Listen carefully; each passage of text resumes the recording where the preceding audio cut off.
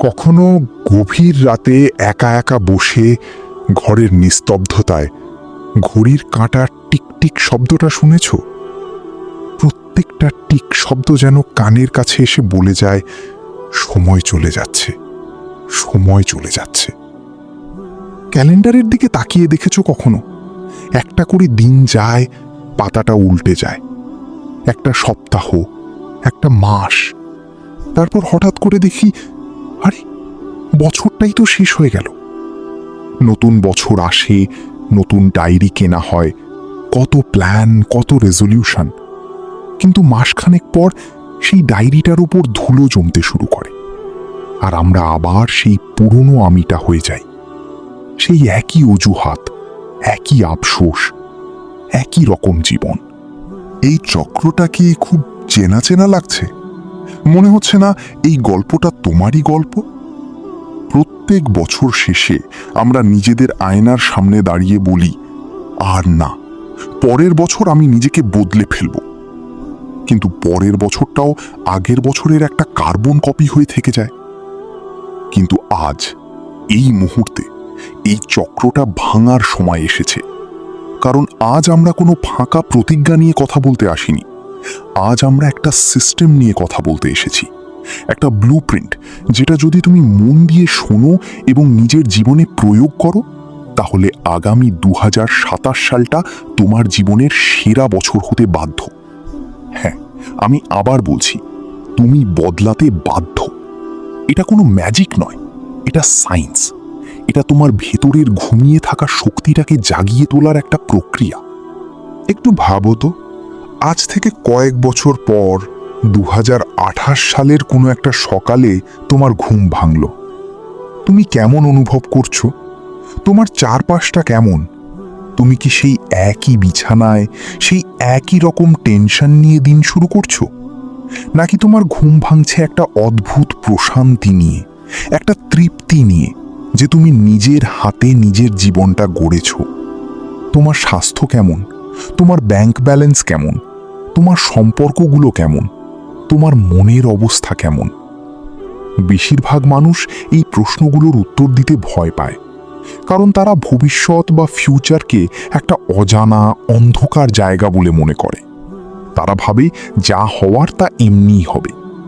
কিন্তু সত্যিটা হলো, তোমার ভবিষ্যৎ কোনো লটারি নয় যে হঠাৎ করে লেগে যাবে। তোমার ভবিষ্যৎ হলো একটা খালি ক্যানভাসের মতো, আর সেই ক্যানভাসে ছবিটা তোমাকেই আঁকতে হবে। আজ তুমি যে তুলির আঁচড়টা দেবে, সেটাই তোমার 2027-এর ছবিটাকে তৈরি করবে। সমস্যাটা কোথায় হয় জানো? আমরা সবাই বদলাতে চাই, কিন্তু আমরা বদলানোর প্রক্রিয়াটাকে ভয় পাই। আমরা আমাদের কমফোর্ট জোনের মধ্যে থাকতে ভালোবাসি। ওই যে চেনা বিছানা, চেনা রুটিন, চেনা সমস্যাগুলো, এগুলো আমাদের কাছে খুব আপন মনে হয়। অজানা রাস্তায় পা বাড়াতে ভয় লাগে। মনে হয় যদি হেরে যাই, যদি লোকে হাসে, যদি সব গড়বড় হয়ে যায়। আর এই যদির ভয়ে আমরা কোনোদিন প্রথম পদক্ষেপটাই নিতে পারি না। আমরা অপেক্ষা করি একটা সঠিক সময়ের জন্য, একটা পারফেক্ট মোমেন্টের জন্য। আমরা ভাবি 1 জানুয়ারি থেকে শুরু করব, বা জন্মদিনের পর থেকে সব বদলে দেব, কিংবা যখন হাতে টাকা আসবে তখন নতুন কিছু করব। বিশ্বাস করো, এই সঠিক সময় বা পারফেক্ট মোমেন্ট বলে কিচ্ছু হয় না। এটা আমাদের মনের তৈরি করা সবচেয়ে বড় অজুহাত। আসল সত্যিটা হলো, তোমার জীবন বদলানোর জন্য সেরা সময়টা ছিল গতকাল, আর দ্বিতীয় সেরা সময়টা হলো ঠিক এই মুহূর্ত। এই যে তুমি আমার কথাগুলো শুনছো, এই মুহূর্তটাই তোমার জীবনের টার্নিং পয়েন্ট হতে পারে। তাহলে শুরুটা কিভাবে করবে? প্রথম এবং সবচেয়ে গুরুত্বপূর্ণ কাজটা হলো একটা স্পষ্ট লক্ষ্য তৈরি করা। আমি কোনো সাধারণ লক্ষ্যের কথা বলছি না। আমি সফল হতে চাই বা আমি ভালো থাকতে চাই, এগুলো কোনো লক্ষ্য নয়। এগুলো হলো ইচ্ছা। ইচ্ছার কোনো শক্তি নেই। তোমাকে একটা ক্রিস্টাল ক্লিয়ার ভিশন তৈরি করতে হবে, এতটাই স্পষ্ট, এতটাই ডিটেইলড যে তুমি সেটাকে অনুভব করতে পারবে। একটা শান্ত জায়গায় বসো, দরকার হলে চোখ বন্ধ করো। এবার কল্পনা করো আজ 2027 সালের ডিসেম্বর মাস। তুমি তোমার জীবনের দিকে ফিরে তাকাচ্ছ। তুমি কি কি অর্জন করেছো? শুধু বড় বড় জিনিস নয়, ছোট ছোট জিনিসগুলোও ভাবো। তোমার স্বাস্থ্য নিয়ে ভাবো। তুমি কি আগের থেকে অনেক বেশি ফিট? তোমার শরীরে কি একটা নতুন এনার্জি মেহসুস করছো? আয়নার সামনে দাঁড়িয়ে নিজেকে দেখে কি তোমার গর্ব হচ্ছে? এবার তোমার কেরিয়ার বা কাজ নিয়ে ভাবো। তুমি কি সেই একই বোরিং কাজটা করছো, নাকি নিজের পছন্দের কোনো কাজ করছো? তোমার ইনকাম কতটা বেড়েছে? তুমি কি নিজের এবং নিজের পরিবারের স্বপ্নগুলো পূরণ করতে পারছো? তোমার জ্ঞান বা স্কিল কতটা বেড়েছে? তুমি কি নতুন কোনো ভাষা শিখেছো, নতুন কোনো কোর্স করেছো? তোমার সম্পর্কগুলো নিয়ে ভাবো। বাবা মা, বন্ধু বান্ধব, ভালোবাসার মানুষের সাথে তোমার সম্পর্কটা কেমন? আগের থেকে কি আরো মজবুত, আরো গভীর হয়েছে? এই প্রত্যেকটা জিনিসকে যতটা সম্ভব খুঁটিয়ে খুঁটিয়ে ভাবো। শুধু ভাবলে হবে না, একটা ডায়েরি বা খাতায় লিখে ফেলো। বর্তমানকালে লেখো, যেমন আমি, তোমার নাম, 2026 সালে একজন সফল, তোমার পেশা। আমি প্রতিদিন সকালে উঠে এনার্জি অনুভব করি। আমার স্বাস্থ্য চমৎকার। আমার মাসিক আয়, তোমার টার্গেট অঙ্ক। আমি আমার পরিবারের সাথে প্রতি বছর পছন্দের জায়গাতে ঘুরতে যাই। এই লেখাটা তোমার জিপিএস, তোমার ম্যাপ। যখনই রাস্তা হারাবে, যখনই মনে হবে সব ছেড়ে দিই, এই লেখাটা তোমাকে পথ দেখাবে। এটা তোমাকে মনে করিয়ে দেবে তুমি এই যাত্রাটা কেন শুরু করেছিলে। কারণ যখন তোমার কাছে কেন পরিষ্কার থাকবে, তখন কিভাবে অনেক সহজ হয়ে যাবে। এই ভিশন বা লক্ষ্যটা তৈরি হয়ে যাওয়ার পর আমাদের দ্বিতীয় ধাপে যেতে হবে। আর সেটা হলো এই বড় লক্ষ্যটাকে ছোট ছোট ম্যানেজেবল টুকরোতে ভেঙে ফেলা। ধরো তুমি 2026 সালের মধ্যে তোমার ওজন 20 কেজি কমাতে চাও। এটা একটা বড় লক্ষ্য। এটা শুনেই ভয় লাগতে পারে। কিন্তু যদি তুমি এটাকে ভাঙো, তাহলে কি দাঁড়ায়? বছরে প্রায় 7 কেজি, অর্থাৎ মাসে আধা কেজির একটু বেশি, অর্থাৎ সপ্তাহে মাত্র 150 গ্রাম। এবার বলো, সপ্তাহে 150 গ্রাম ওজন কমানো কি খুব কঠিন মনে হচ্ছে? হঠাৎ করেই লক্ষ্যটা অনেক সহজ এবং বাস্তব মনে হচ্ছে, তাই না? এটাই হলো সিস্টেমের জাদু। আমরা পাহাড়ের চূড়া দেখে ভয় পাই, কিন্তু আমরা ভুলে যাই যে পাহাড়ে চড়তে হয় একটার পর একটা ছোট্ট পদক্ষেপ নিয়ে। তোমার 2026 সালের লক্ষ্য যাই হোক না কেন, সেটা কি 2023, 2024 এবং 2025 সালের লক্ষ্যে ভাগ করো। তারপর প্রত্যেক বছরের লক্ষ্যকে মাসিক লক্ষ্যে ভাগ করো, তারপর সাপ্তাহিক এবং সবশেষে দৈনিক লক্ষ্যে। তোমার কাজ হলো শুধু আজকের দিনের কাজটা ঠিকঠাকভাবে করা। আগামীকালের চিন্তা করতে হবে না, শুধু আজ। তুমি কি আজ তোমার স্বাস্থ্যের জন্য 30 মিনিট দিয়েছো? তুমি কি আজ তোমার নতুন স্কিল শেখার জন্য 1 ঘন্টা সময় দিয়েছো? তুমি কি আজ তোমার লক্ষ্যের দিকে এগোবার জন্য ছোট্ট একটা কাজ করেছো? যদি উত্তর হ্যাঁ হয়, তাহলে তুমি সঠিক পথে আছো। প্রতিদিনের এই ছোট ছোট জয়গুলোই একসাথে জমা হয়ে একদিন তোমার বড় স্বপ্নটাকে সত্যি করবে। কিন্তু এখানেই আসল লড়াইটা শুরু হয়। পরিকল্পনা করা খুব সোজা, কাগজে কলমে পৃথিবী জয় করে ফেলা যায়। আসল চ্যালেঞ্জটা হলো প্রতিদিন সেই পরিকল্পনা অনুযায়ী কাজ করে যাওয়া। যখন কোনো ইচ্ছে করবে না, যখন শরীর ক্লান্ত থাকবে, যখন মন বলবে আজ থাক, কাল থেকে করব, তখনও নিজেকে ঠেলে ওই কাজটা করানো। আর এখানেই বেশিরভাগ মানুষ হেরে যায়। তারা মোটিভেশনের জন্য অপেক্ষা করে। তারা ভাবে যেদিন ভেতর থেকে খুব জোশ আসবে সেদিন কাজ করব। একটা কথা মাথায় গেঁথে নাও, মোটিভেশন হলো একটা ক্ষণস্থায়ী অনুভূতি। এটা আজ আছে, কাল নেই। তুমি যদি মোটিভেশনের ওপর ভরসা করে বসে থাকো, তাহলে তোমার লক্ষ্য কোনো দিনও পূরণ হবে না। সফল মানুষেরা মোটিভেশনের জন্য অপেক্ষা করে না, তারা ডিসিপ্লিন বা অনুশাসন তৈরি করে। তারা একটা সিস্টেম তৈরি করে যেটা তাদের মোটিভেশন না থাকলেও কাজ করতে বাধ্য করে। তারা ভালো লাগার উপর নির্ভর করে না, তারা অভ্যাসের উপর নির্ভর করে। কিভাবে তৈরি করবে এই অভ্যাস? কিভাবে নিজের মনকে বোঝাবে যে ভালো না লাগলেও কাজটা করতে হবে?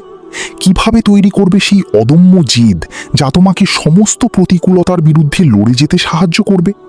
এই সব কিছু নিয়েই আমরা কথা বলবো আমাদের পরের পর্বে, কারণ ভিত্তিটা আজ তৈরি হলো। তোমার হাতে এখন তোমার ভবিষ্যতের ম্যাপ আছে। এবার সেই ম্যাপ ধরে পথ চলার কৌশলগুলো জানার পালা। তৈরি তো তুমি? কারণ তোমার জীবনের সেরা অধ্যায়টা শুরু হতে চলেছে। প্রথম আমরা কথা বলেছি একটা স্পষ্ট ভিশন বা লক্ষ্য তৈরি করার গুরুত্ব নিয়ে। আমরা জেনেছি কিভাবে একটা বড় স্বপ্নকে ছোট ছোট ম্যানেজেবল পদক্ষেপে ভেঙে ফেলতে হয়। তোমার কাছে এখন তোমার 2026 সালের ব্লুপ্রিন্টটা তৈরি।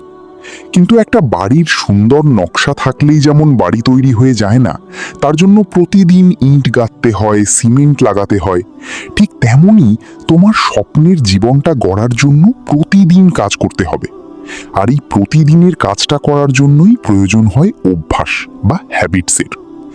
আজ আমরা কথা বলবো সেই সিস্টেম নিয়ে, সেই অভ্যাসগুলো নিয়ে যা তোমাকে তোমার লক্ষ্যে পৌঁছাতে বাধ্য করবে।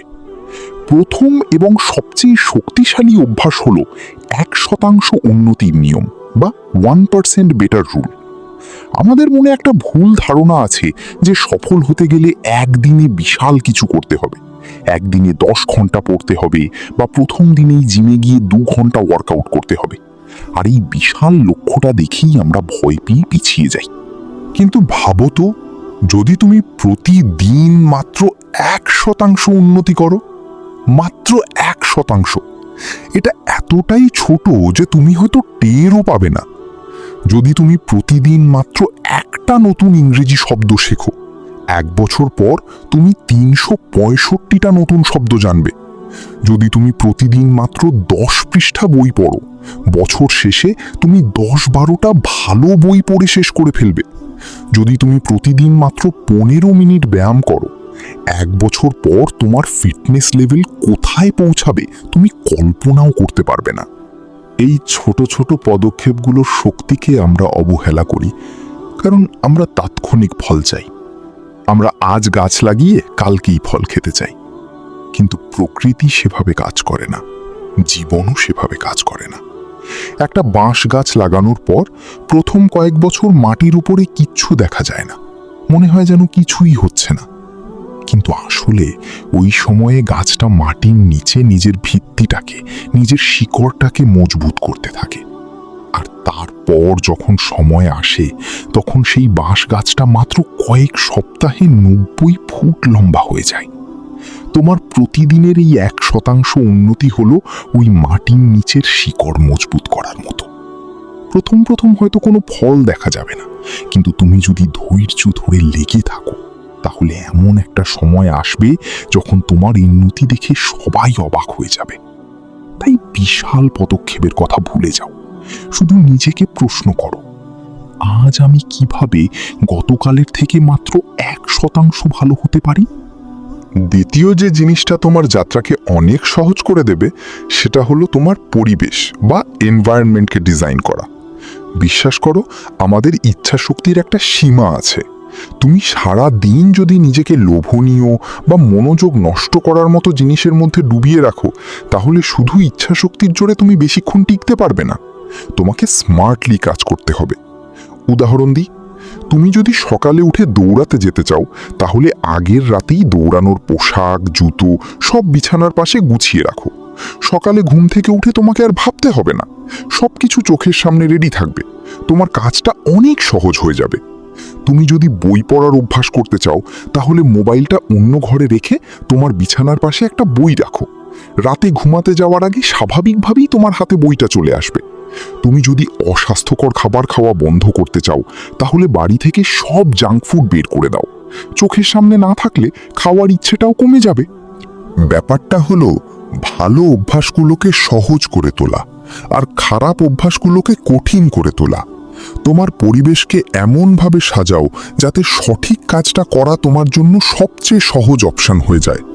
তোমার মোবাইলের নোটিফিকেশন বন্ধ করে দাও। যে অ্যাপগুলো তোমার সময় নষ্ট করে সেগুলোকে আনইনস্টল করে দাও। এমন মানুষদের সাথে বেশি করে সময় কাটাও যারা তোমাকে তোমার লক্ষ্যের দিকে এগিয়ে যেতে অনুপ্রাণিত করে। তোমার পরিবেশই তোমার সবচেয়ে বড় বন্ধু হতে পারে, আবার সবচেয়ে বড় শত্রুও হতে পারে। সিদ্ধান্তটা তোমার। এবার আসি সবচেয়ে কঠিন লড়াইটার কথায়। এই লড়াইটা বাইরের পৃথিবীর সাথে নয়, এই লড়াইটা তোমার নিজের মনের সাথে। আমাদের প্রত্যেকের ভেতরেই একটা সমালোচক বসে আছে, যে সব সময় আমাদের বলে, তোকে দিয়ে হবে না, তুই এর যোগ্য নোস, অনেক দেরি হয়ে গেছে, অন্যরা তোর থেকে অনেক এগিয়ে গেছে। এই নেতিবাচক কথাগুলো বা নেগেটিভ সেলফ টক হলো তোমার স্বপ্নের সবচেয়ে বড় বিষ। তুমি বাইরে যতই চেষ্টা করো না কেন, যদি তোমার ভেতরের বিশ্বাসটা দুর্বল হয়, তাহলে তুমি হেরে যাবে। তোমাকে সচেতনভাবে এই নেগেটিভ চিন্তাগুলোকে চ্যালেঞ্জ করতে হবে। যখনই মনে হবে আমি এটা পারবো না, সাথে সাথে নিজেকে বলো, আমি চেষ্টা তো করতে পারি, আমি শিখতে তো পারি। যখন মনে হবে আমি যথেষ্ট ভালো নই, নিজেকে মনে করাও তোমার অতীতের ছোট ছোট সাফল্যগুলোর কথা। এই প্রক্রিয়াটাকে বলে অ্যাফার্মেশন বা ইতিবাচক স্বকথন। এটা কোনো ম্যাজিক নয়, এটা তোমার মস্তিষ্কের প্রোগ্রামিংকে নতুন করে লেখার একটা উপায়। তুমি দিনের পর দিন, বছরের পর বছর ধরে নিজেকে যা বলে এসেছো, তোমার মস্তিষ্ক সেটাই বিশ্বাস করতে শুরু করেছে। এবার তোমাকে নতুন কথা বলতে হবে।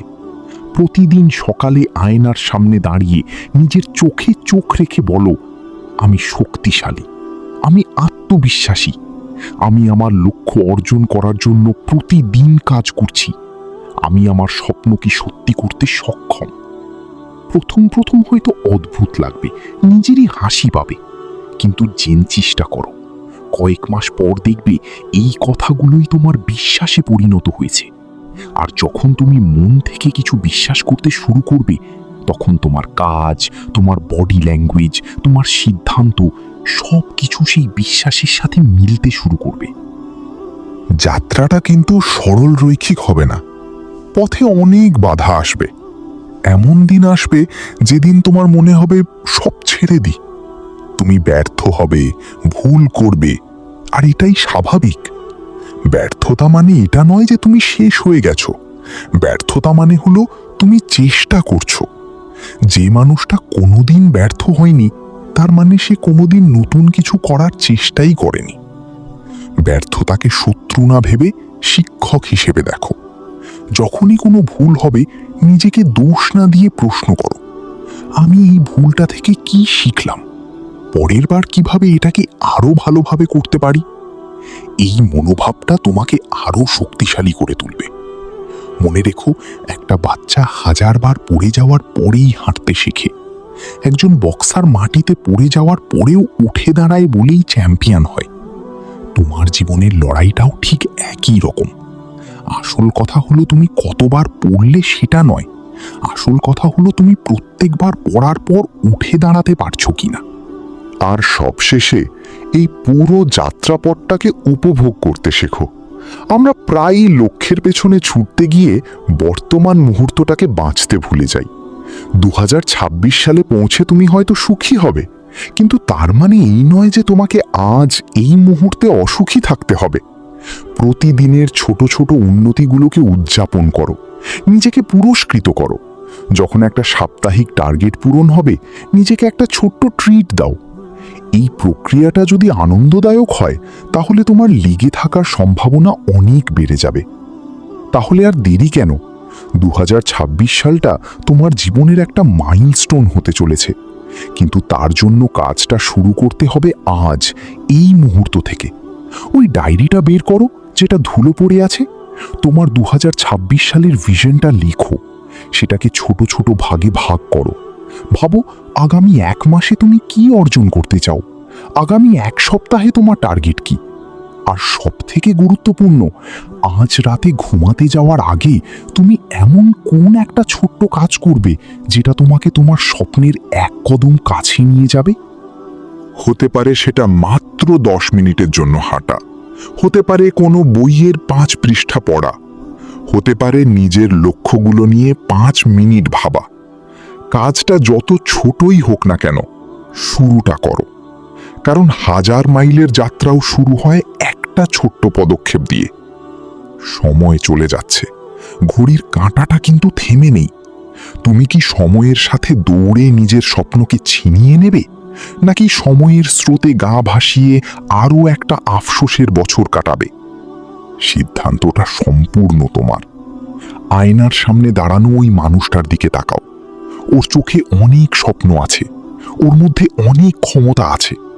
শুধু একটা সঠিক সিস্টেম আর অদম্য জেদের প্রয়োজন। আর আমার বিশ্বাস তোমার মধ্যে সেটা আছে।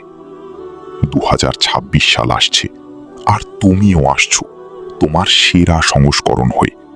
তৈরি হয়ে যাও, তোমার জীবনের নতুন অধ্যায় শুরু হলো এখন।